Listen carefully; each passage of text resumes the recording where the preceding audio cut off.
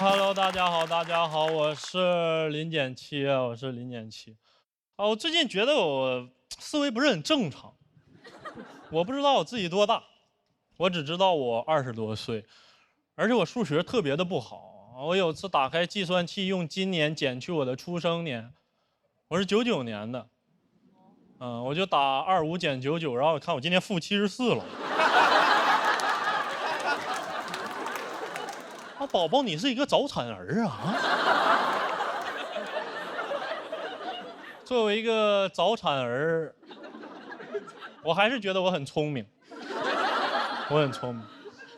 比如说，我想在我脑袋的两边纹身，我想在我头发底下就贴着头皮纹一句话，我想纹一句：不是让你别减这么多吗？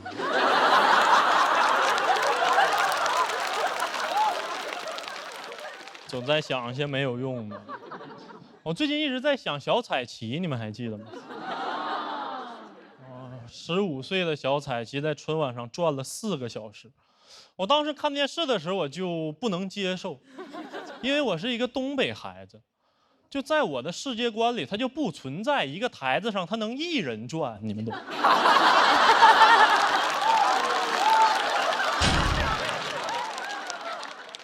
他就转。我去查了一下，他跟春晚的渊源啊，一开始他是在一个舞会上转了2个小时，没有人拦一下孩子。冯小刚看见了，说：“你能转2个点，你就能转4个点。”他不像一个导演，他像一个基金经理。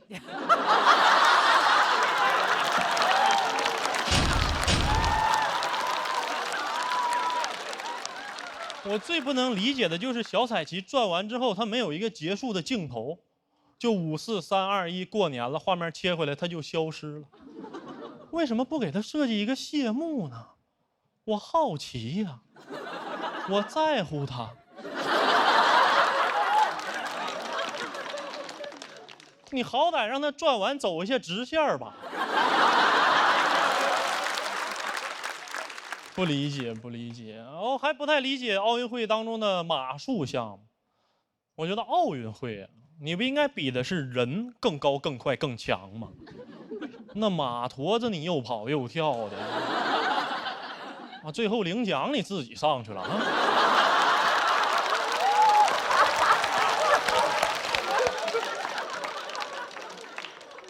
我当时还看见一个新闻啊，说一个澳大利亚的马术选手，他的药检呈阳性。我说哥们儿，咱那个兴奋剂是不是扎错了？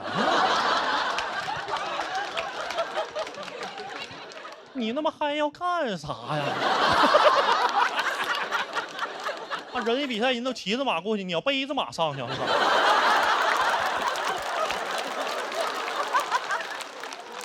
我甚至都怀疑这哥们儿他本来他就不是马术选手，他就是嗨了。他一走到那儿，哎，有个马，走就走了。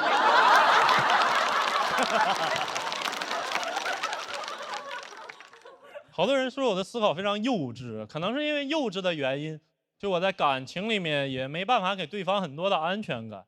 我记得我有一个前任，他就教我，他说你等我每次上车之后，你把车牌照拍下来发给我，这样我会比较有安全感嘛。我就是这么做的，然后过2天他又跟我生气了，他说：“哎呀，那公交车不用拍。”我就这样，我就是这样，就是这样。我从小到大，我身边也没有太成熟的人。我发小也是，我发小他就是幼稚到有一点抽象，就他仿佛完全没在现代社会里生活过一样。一个东西他愿意念什么名，他就念什么名。前2天我问他一个动漫用什么软件看，他说你就用那个哔啦哔啦呀。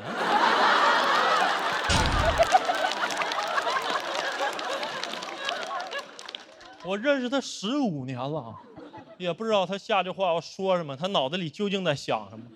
他每天就幻想自己是2次元当中的主角，今天是炎龙侠，明天是迪迦。我说那你最喜欢的2次元角色是谁呀？他说是欢欢。我说欢欢挺冷门啊，哪部作品里面？他说欢欢你不知道啊，福娃。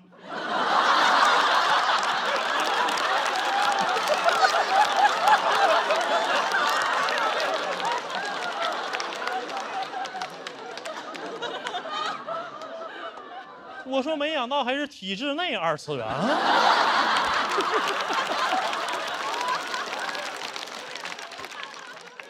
就有时候我都跟不上他跳脱的思维啊。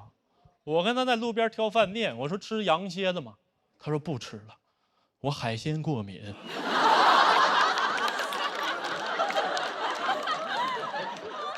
就首先他以为羊蝎子是蝎子，其次他以为蝎子生活在海洋。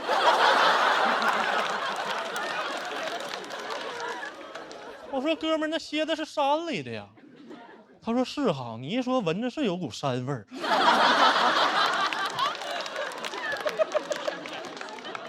他有一套自己非常抽象的逻辑。有一天他突然跟我说：“哎，你有没有想过，其实爬山虎比壁虎更应该叫壁虎？”我说谁？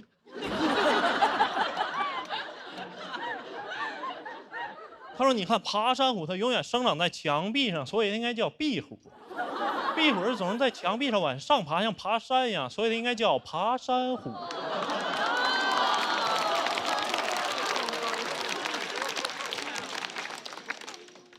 我说：“你给我枪毙了好不好啊？那我脑袋留着还有用呢？我现在分不清爬山虎、壁虎了。”但我也在他身上看见了一种幼稚的力量。我就发现，当你一个人你能做到极致的抽象，你完全活在自己的世界里，你的心将是铜墙铁壁，你受不到一点伤害。我跟他去参加初中的同学聚会，然后有个初中同学就特别装，跟我们说：“你们呐，以后还是得挣钱呐。你看哥们，我现在啊，银行卡现在7位数了。”我心都碎了。我发小是大吃一惊，说：“啊，多少？我银行卡怎么16位呢？”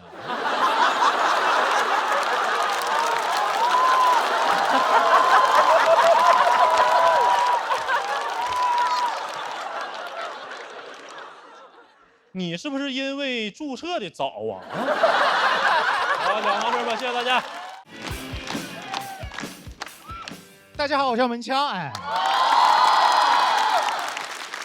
呀，现在出去跟别人自我介绍、参加活动，我说我叫门枪，他们都会很尊重我。他说：“门老师你好，你这个姓氏很少见。”朋友们，我不姓门，门枪是我的艺名。取这个艺名的意图很简单啊，因为脱口秀讲话需要大量的用到舌头，舌头在上海方言里就叫门枪。所以我出生在上海，我现在才叫门枪。我要是出生在北方，我现在就叫口条。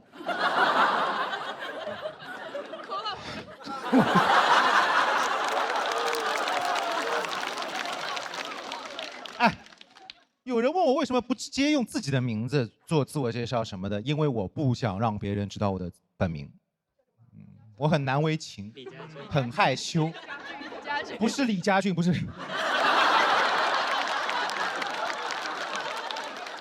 哎呦，我的本名叫张冰洁，弓长张，冰清玉洁。每次自我介绍都有人会说像个小姑娘的名字，对吧？我知道这种感觉很违和，就好比你去问蝙蝠侠 Batman，What's your real name？ 蝙蝠侠说 My name is Cinderella。哎，名字秀气，我小时候长得也很秀气。课间10分钟，小学的时候跟男同学玩游戏嘛，玩一些角色扮演的游戏，他们就会说：“张冰洁，你来演冰冰公主。”我说我不要当公主，他说那你当丫鬟，我说我当公主。冰冰公主。哎，别的男生分配到的都是那种王子、大侠、将军，我分配到的角色都是公主、格格、千金。我也演过一次将军，花木兰。男同学还总是喜欢在游戏里面追求我，我都没同意，因为课间10分钟不够了解一个人。我冰清玉洁没那么随便。我也不理解他们的追求方式，他们不讨好我，他们就互相决斗，而且他们决斗方式也很奇怪，他们互相吐口水。我当时感觉你们还来追求我干嘛？你们不需要我了，你们已经在相濡以沫了。后来还是女生来解救我，我们的女班长拿出了她的法宝——行为规范记录表。那群雄心幼崽一下子情绪稳定了。girls 不但 help girls， 还 help girly boys。问我爸妈为什么要给我起冰洁这个名字，我妈说，因为名字是家长对你的期待，我希望你冰雪聪明，洁身自好。妈妈，这份期待很有难得。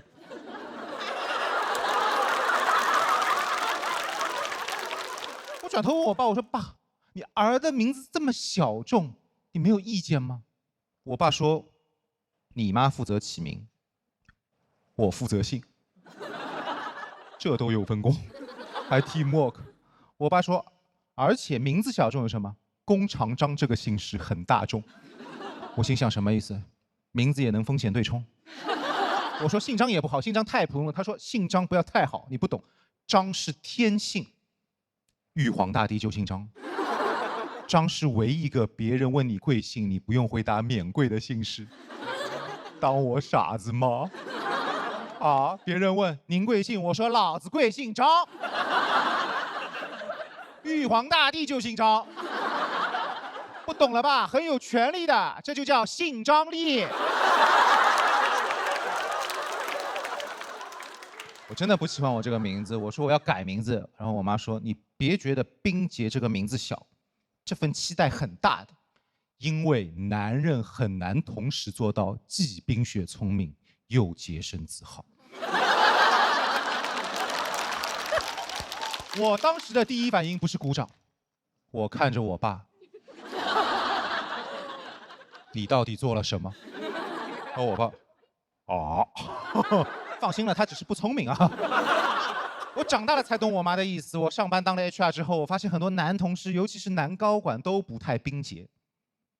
10个男领导，7个傻，8个呆，9个不洁身自爱。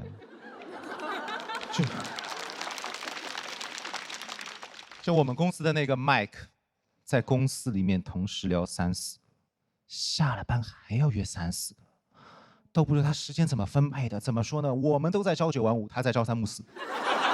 他都这样了，还跟新来的女实习生说，我这个人就是被动，我注定孤独一个人。哇，我是一个 HR， 是一个专业的 HR， 出于专业的素质，我不会因为私人事务给同事穿小鞋，仅限于同事期间。他会跳槽的，他会辞职的，辞职之后就涉及到一个事情，叫做背景调查。难道他不怕别人背调的时候打电话打到我这里来吗？他不怕我会这么说？请问麦克是你们公司吗？对，他这个人的工作态度怎么样？被动。团队合作能力呢？注定一个人。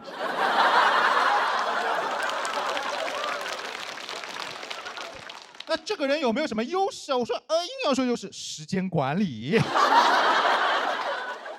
别说男同事啊，就连最应该注重自身形象的男明星，也不太冰洁啊。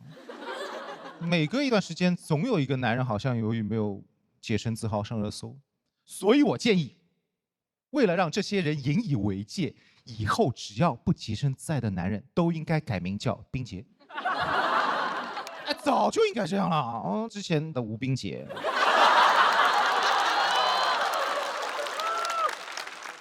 金冰洁，还有那个什么肖冰洁。当然，我也衷心的希望男明星们不要再塌房了，因为张是个大姓，我很怕会引起一些不必要的误会，那我就只能改姓了，叫门冰洁。张这个天性不重要，天性纯良比较重要。其实不单是男的，冰雪聪明和洁身自好是对人类我觉得思想和道德最美好的期待了。但是大家一听就觉得冰洁这个名字应该是女生的名字，是不是对女的要求太高？这么好的期待，怎么能都让女生占了呢？不把我们的男人放眼里，啊，男人也能顶半边天。我觉得应该要分工 ，team work 一下，女生先负责冰雪聪明，男生来负责洁身自好。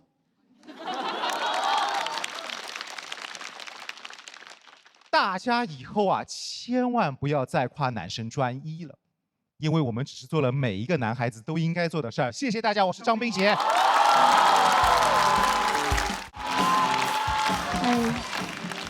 大家好，我是诗妍。我们家有一个小孩儿现在孩子长得太快了，现在比我高，我都有点不太适应。真的，我从来都没想过，就是对于比我高的人，我还有抚养的义务。反正现在他管我叫妈，我想管他叫爸。我老公既是孩子他爸，也是我爷，也是他自己的孙子。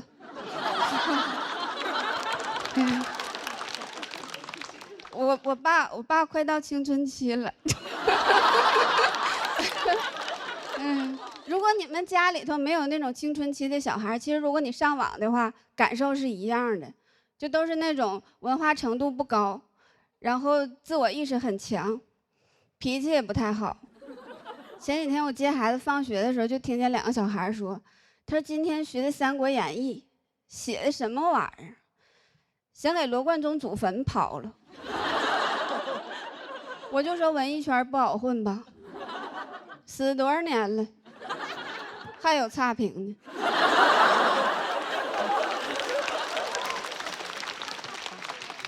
他朋友就说，他说啊，那不是文艺作品吗？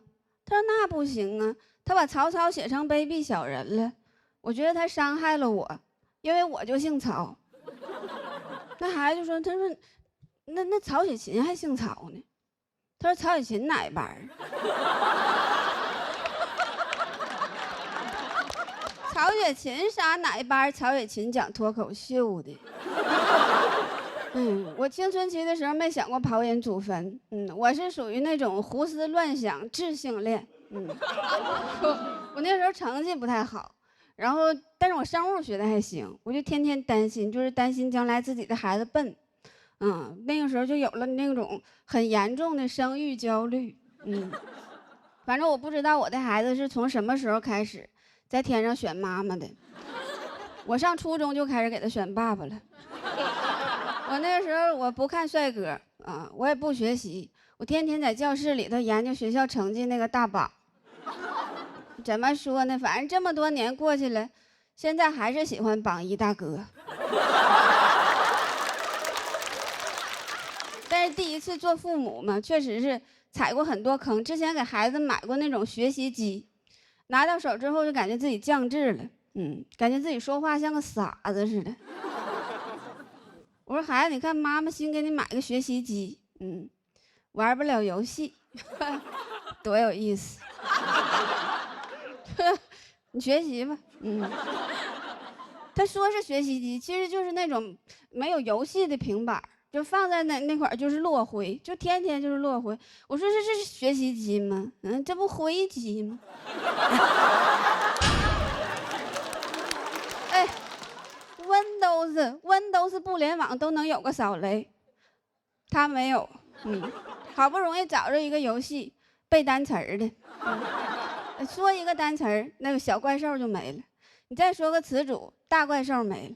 但是你想干掉那个大 boss。你得说一句流利的英语，你就感觉说的不是英语，是咒语。这游戏玩通关之后，孩子就跟老佛爷似的，满脑子就一个想法：我要洋人死。这家长现在就是很脆弱，我就感觉很容易就被一些东西击碎。前两天我在那个书店，在畅销书里看见一本书。叫手把手教你上大专。我有点崩溃了，当时我说什么玩意儿，上大专还用看书啊？上台语。上大专有没有可能他就不爱看书？我说这个世界好像变了，就跟我那个时候不一样。我上学的时候看的啥呀？我上学的时候看的可是哈佛女孩刘亦婷啊。后来我上的大专吗？现在当家长了，直接给你摆一本上大专，让你认清现实。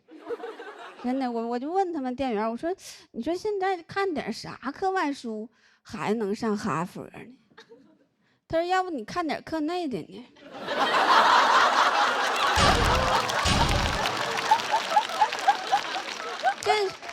就是现在书看不明白，现在孩子书包我也看不明白。现在小孩的书包叫大容量减负书包，你就感觉这个书包厂家的老板，他小学就辍学了，因为他但凡念到初中，他马上就能学着物理了。那玩意儿体积越大，质量越大嘛。你体积要变大，质量变小了，那确实是减负了。物理书没带。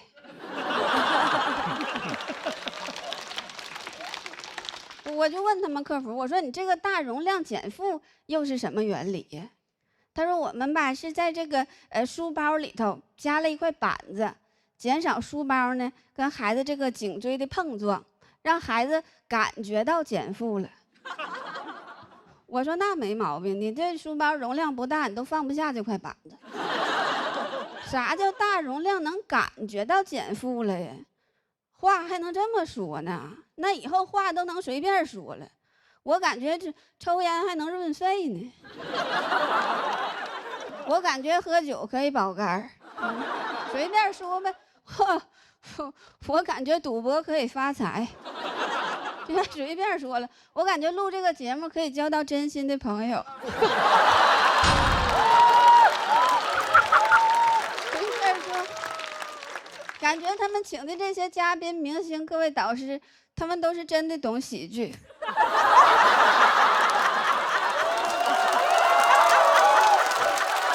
随便说，我说的是上一季淘汰的嘉宾。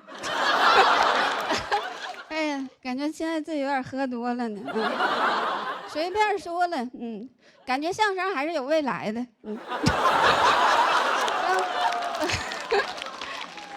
话都随便说了，现在就感觉家长这些话都随便说。前2天我闺蜜就跟我说，她说：“哎，你说等咱孩子高考那天，咱们是不是就可以穿旗袍了？”我说又开始随便说了哈。我说孩子高考为啥妈妈要穿旗袍啊？腿上写答案了。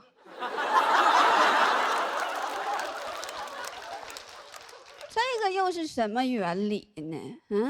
怎么孩子打野辅助在这换上皮肤了？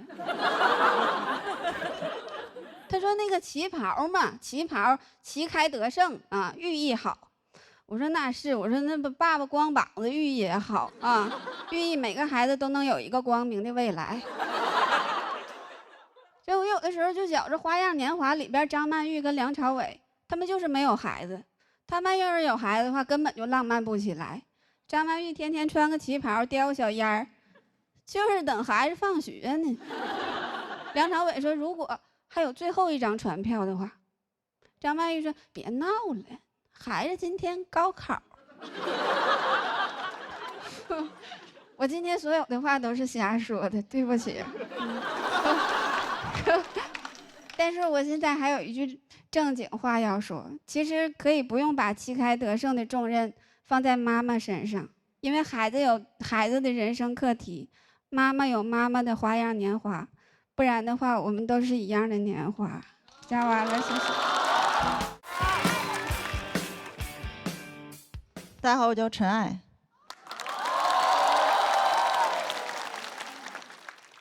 我去年过得不太好，一直在搬家，而且很倒霉。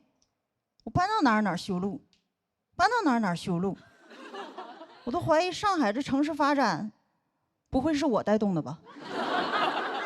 怎么追着我发展呢？是不是上海原本都没有这么多路？我搬多了，才有了路。最近住的地方倒是不修路了，给我弄钟点来了。我甚至发现附近还有个火葬场。本来我只想找个偏点的地方，那这也太偏了，偏到让你觉得这地方就该有火葬场，还有农家乐，也合理，喜丧嘛，方便吃席。这边刚烧上，那边已经起菜了，真的很近。我在家导航过，我家离火葬场不到800米，导航推荐我步行。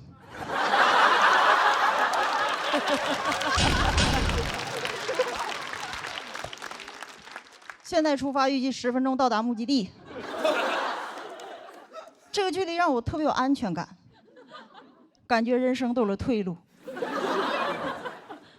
就很方便。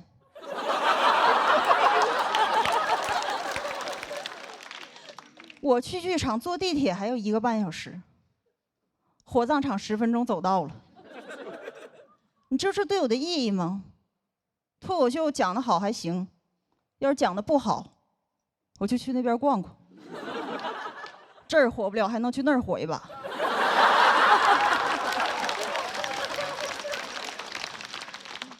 没法在台上风光，我就去火葬场风风光光。而且当你的人生有了退路，你的心态都会特别好。比如我现在都不怕别人催婚，每次听人说你现在不结婚不生孩子，以后死的时候都没人给你送终。我想10分钟的路，送啥送？他们来的还没我走得快呢。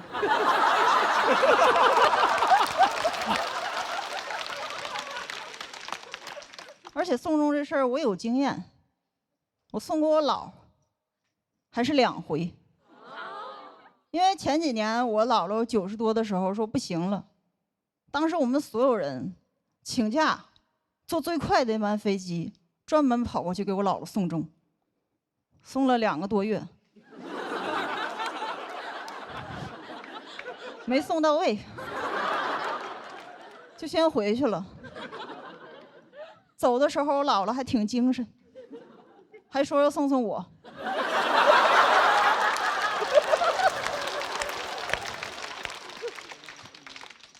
真的，送终真的不能太久，心态会变化。刚去的时候，我想，姥姥，我舍不得你。但2个月之后，我开始觉得，早知道换个便宜点的高铁了，反正你又不着急。来的早不是来的巧吗？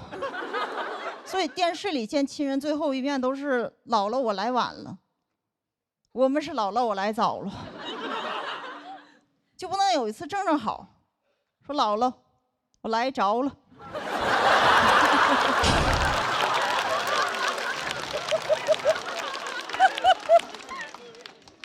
而且我姥姥后来也没走嘛，她就过了1年多之后才走的。这中间我还生了一场大病，差点走他前面。走他前面也很尴尬，我姥姥得咋想？太客气了吧？说好送我走，咋成带我走了呢？所以经历过这件事之后，我绝对不让别人给我送终，因为我特别害怕麻烦别人，尤其是让别人把所有事都推了，专门过来等我死，没有礼貌。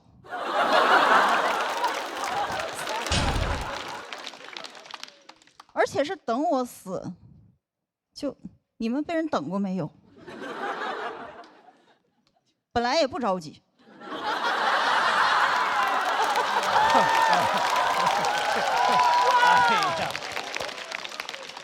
越等越急呀，还是这么多人同时等我，就感觉再活下去都有点不懂事儿了。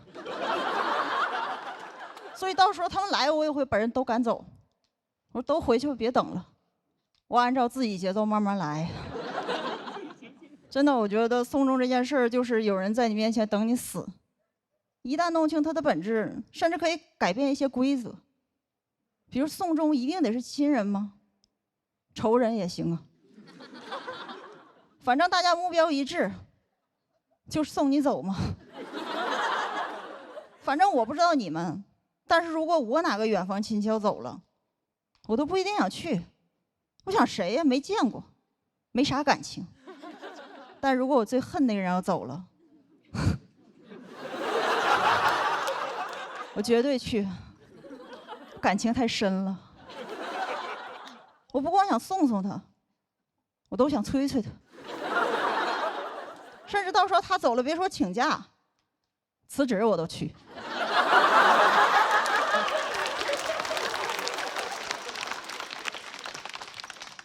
反正公司少我一个也死不了，但那边少我一个，我怕他活。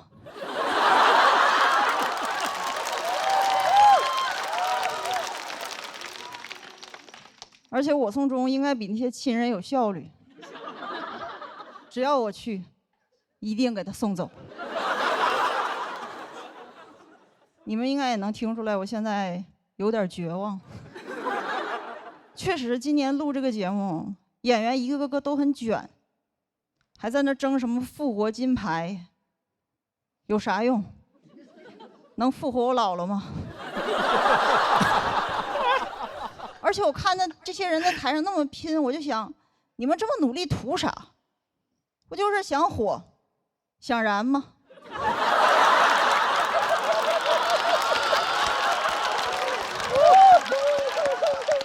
我家那边也能办到。一会儿讲完，有梦想、有野心的人都跟我回去。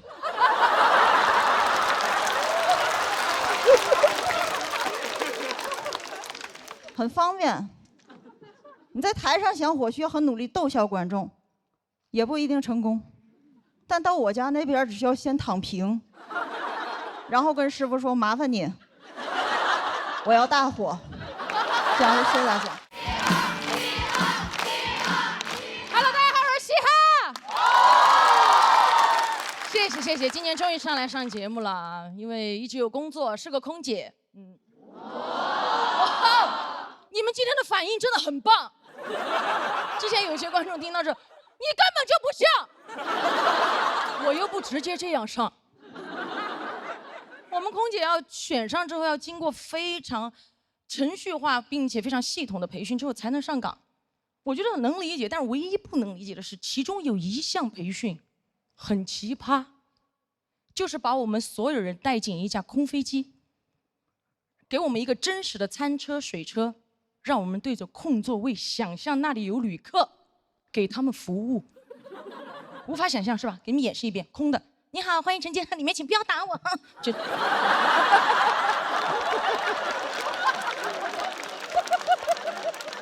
想象嘛，而且还要考试，所以考试当天我就发得很快。我说老师，我发完了。老师看着我说，你怎么这么快就发完了？你同学才发2排，你怎么这么快就发完了？我看着一脸认真的我的老师和我这边的空座位，我说我这边的旅客他们都不要。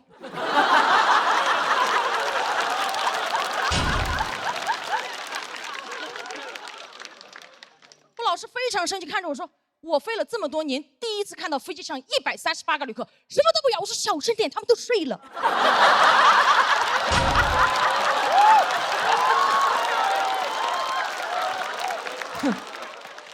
模拟？你怎么模拟？当我真的上飞机工作之后，我发现有些问题真的模拟不了。你不要说旅客的行为了，我连我同事的行为都模拟不了。有一次飞行，我和我同事一起给旅客发水，他一不小心把水洒在了旅客身上，当时情况非常紧急，我看了他一眼，他突然开始假装飞机颠簸。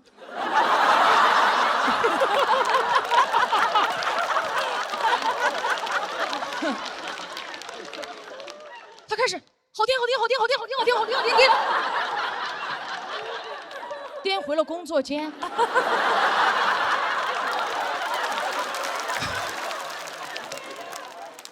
当时那个旅客端着杯子看着我，我看着越颠越远的同事。我那个旅客问我，到底谁在颠？啊？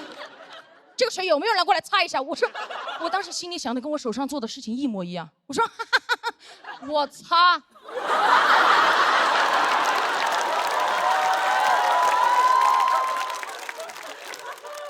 为很多东西是模拟不了的，一旦跟人挂钩，人是很复杂的，对吧？模拟不了。有一次，一个旅客上飞机，自己的耳机坏掉了，找我要飞机上的耳机。但是因为飞机上耳机的插孔跟他的手机插孔不匹配，而跟我大发雷霆。不给他报纸杂志他都不要，他一把给我摔开，他夹着机票指着我的脸说：“我今天上飞机就是专门来听歌的，听不了歌我就投诉。”他这句话简直给我当头一棒，当当！而且当时周围所有的旅客都已经探出头来想看我怎么解决这个问题了。我被逼到那个地方没有办法，我蹲下问他：“您想听什么？”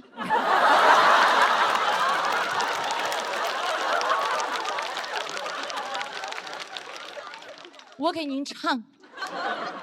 他说铿锵玫瑰，我说我不会。他投诉一切美好只是昨日沉醉。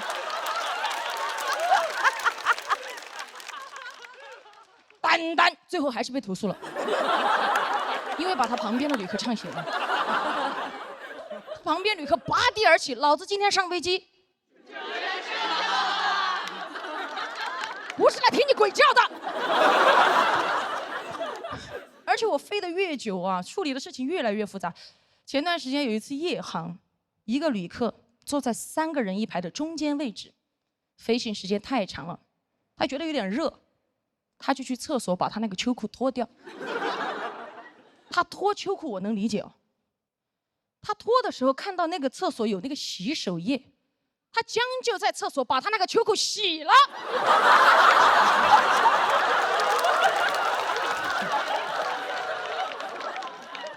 他该不会觉得飞机颠簸可以把他那个裤子甩干吧？洗完他拧得半干啊，他偷偷出来，悄悄地走到自己那一排。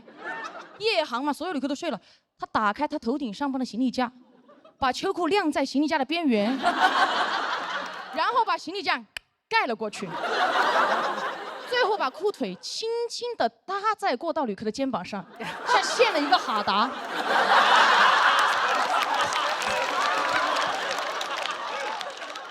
而做完这一切，他发现过道旅客并没有醒，他悄悄地跨过他，回到了自己的座位上。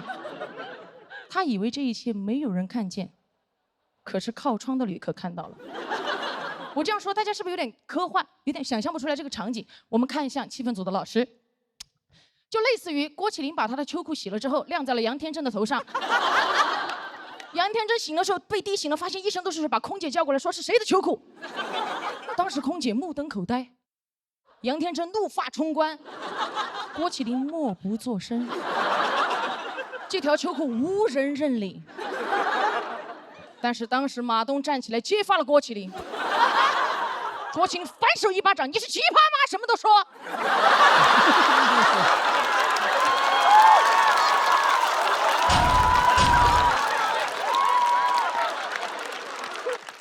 当时天真气得都不天真了，哇，3个人打得不可开交。我当时啊，就跟侯佩岑老师一模一样。礼貌的微笑站在旁边，你们不要再打了啦！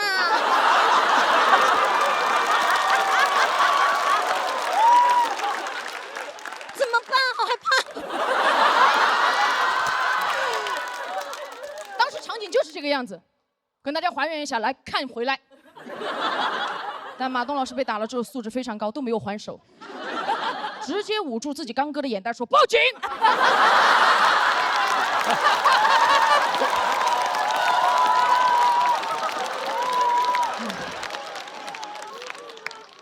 所以就报警了嘛。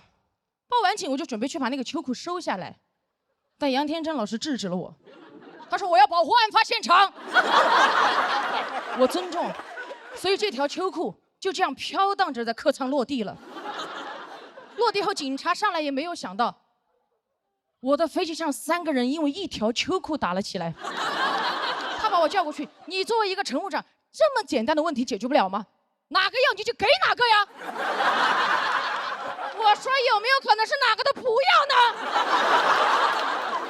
说完我带着警察进客舱，我说来，一进去我们2个就看见3个人扯着2条裤腿打得咚哧打哧噼里啪啦的，事态已经无法控制了。警察很快把这群秋裤子乐队带走了。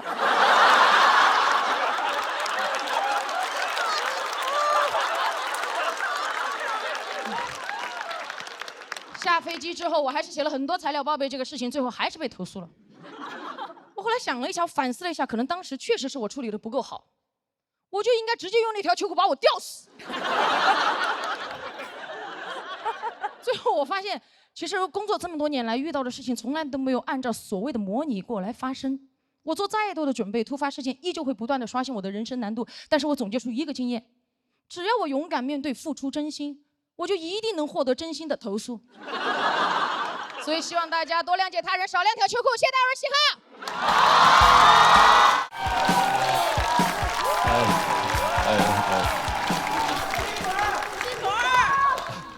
感觉都是我的托儿。来了，大家好，我叫辛博。小时候我就在农村生活，你知道农村的医疗条件不是特别好，我爸妈就属于那种小病自己看，大病互相看，新型家庭合作医疗。从小我身体不是特别好，经常吃药，但就没吃过那种 OTC 的。我爸指着 OTC 的标志给我讲过，儿子你记着啊，这个牌子的药啊，没劲儿。就是我能得什么病，主要取决于他们听说过什么病。在我理解，这就是听诊。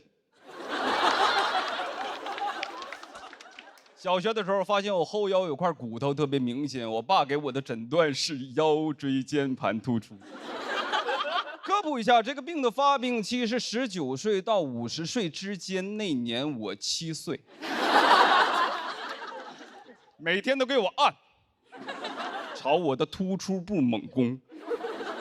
有朋友问你爸就这么胡来，你妈也不管，我爸负责按，我妈负责按着我。我甚至在想，小的时候走丢了，警察问我爸：“哎，你儿子有什么特别明显的体貌特征吗？”要不说你们当不了我爸。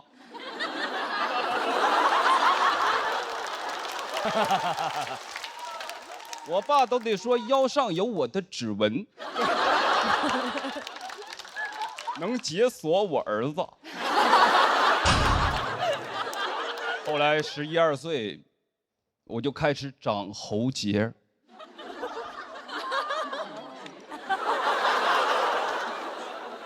有点害怕，这能按死我吧？天天夹着嗓子说话，转移了，颈椎间盘也突出了。还有一次就是高中打篮球，被队友踩在了我的脚趾上，淤血一直不好。我妈的诊断是灰指甲。当时我爸已经外出打工了，但是通过电话的方式远程参与了我的会诊。2位专家的意见高度一致，确诊真菌感染，就开始了我长达18年的漫漫指甲路。听说那个5%盐酸阿莫罗芬有效果，吃了半个月让我停掉了。说儿子，我发现这个好像是个外用药。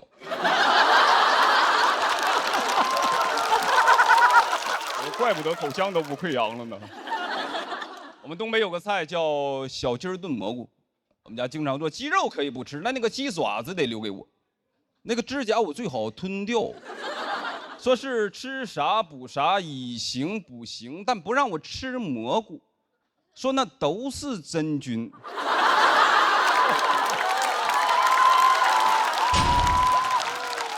按照这个说法，我特别心疼云南人民，那就是全球灰指甲发病率的高地。我只听说过见手青，不知道有没有见脚灰。昆明就是满城尽带灰指甲。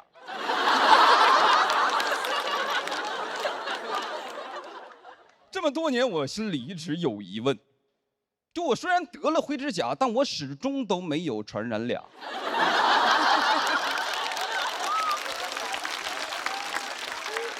我妈给我的解释是，起码咱们控制住了。直到去年去捏脚，技师大哥看了一眼我的脚趾，说：“老弟啊，你这是湿疹，你回去买一管莫匹罗星。”我买了一管将信将疑，因为上面写着 OTC。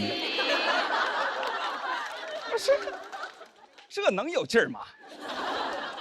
抱着试试看的心态抹了半个月就好了，我感觉我的指甲都想给我托梦。18年了。当然，我爸妈也不是意见经常一致。北方冬天经常流感肆虐，本来一家人整整齐齐吃着晚饭，我好死不死打了个喷嚏。你知道，在我们家，如果我突然打了个喷嚏，那一定没有人想我，但一定有人想治我。我爸说是甲流，我妈说乙流。两个人争执不下，最终决定为了我2种药我各吃一半。这2个药的核心，一个叫阿比多尔，一个叫奥司他韦，都有一定的副作用。阿比多尔胃胀气，奥司他韦拉肚子。我奉劝各位啊，不要在胃胀气的时候拉肚子。我就像一台装了氮气的跑车。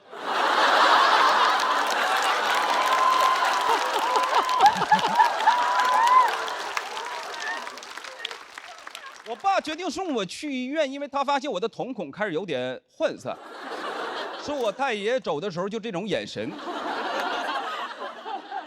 医生建议打青霉素，我爸说：“我儿子必须用最好的药，头孢，打上就退烧，不打就高烧，反反复复1个多月，我才肺炎。”拍了片子说我的肺上有阴影。我说怎么不拍拍心里啊？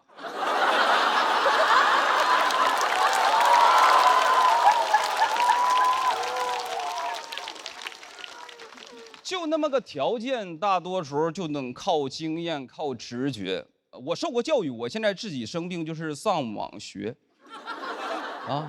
我们不看病就是我们家的遗传病，我们家也算是2代行医。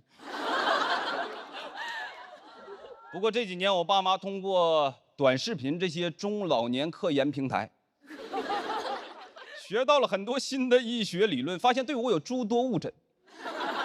经常喝点酒就会跟我道歉，说儿子会不会埋怨爸爸？我说怎么可能呢，对吧？你们含辛茹苦把我养大。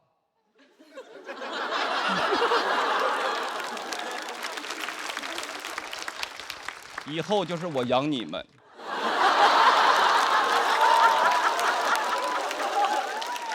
爸，你可要保重好身体呀！咱家的好日子都在后边呢。妈，你也是，我帮你按按。原生家庭，在我的理解就是原谅生我的家庭。这可能只是个时间问题，但是在我内心里还是希望我爸妈有朝一日能跟我道歉，跟我说孩子对不起，毕竟爸妈也是第一次当医生。谢谢大家，我是辛博。